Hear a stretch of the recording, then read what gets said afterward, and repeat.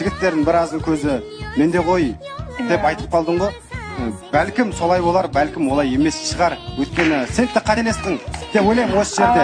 Бір осы жолдарға өлеңменен астарсам, осы жерге кіріп келдім менде түзумен. Жігіттердің елеңін алдым міне мен. Көре алмай отырсың ба әли жаным, қарап кетші міне түрі бір сен.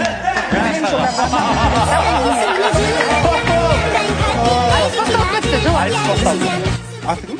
Амина. Мен неге Амина жан жекіремін?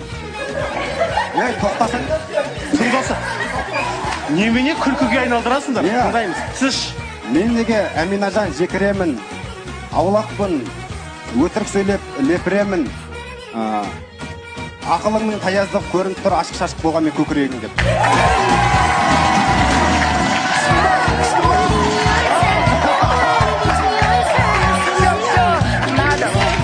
Алележан тыңдашы бір өзіңде. Ашық-шашық киінгенім мұна менің бір өзімде. Ақылыммен көркім сай болса болғаны, киімімнің ешқашанда артық емес екенінде. Болады, өлеңіңді маған жиі арнасаң, болады, мені ойлап қиялдасаң, бізден неге ұялып қысыласың, егер сен бір құдайдан ұялмасаң деп қоясың.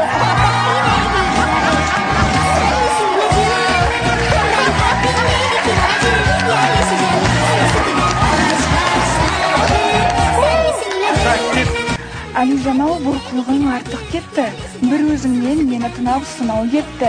Өзіңнің көркіне сай болмасаң, құдай менен есіне теңеп кеттің.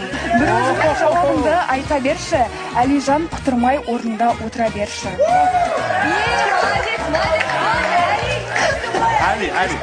Негізі, сендерді тоқтату қиын екен. Бүйтейік онда, тіпті осылай өнерлерің тасып жатса, жақын арада айтыс ұйымдастырып жіберейік. Талаптарыңызға келетін болсақ, Айсажан әйтпесе бүгін түнде ұйықтай алмайды. Мына жердегі жігіттер ешқайсысы сіздің талғамыңыздан шықпайды. Сонда мүлдем типажыңызға келетін жігіт жоқ па? Мына жерде мысалға студияда түр-түрімен отыр ғой енді, мысалға. Ерланнан бастап шүкір Аллаға дейін. Ерланнан бастап. Бойы ұзын, бойы аласа. Негізі басында айта кететін болсақ, мен де осы жерде отырғандардың арасында Али менің вкусыма келген болатын. Али? Басында, қазір неге жоқ? Басында менің вкусыма келген болатын. Мен кірген сәттен бастап жау көрдім түсінбей қалдым, содан кейін уже менде как-то интерес пропал деген сияқты.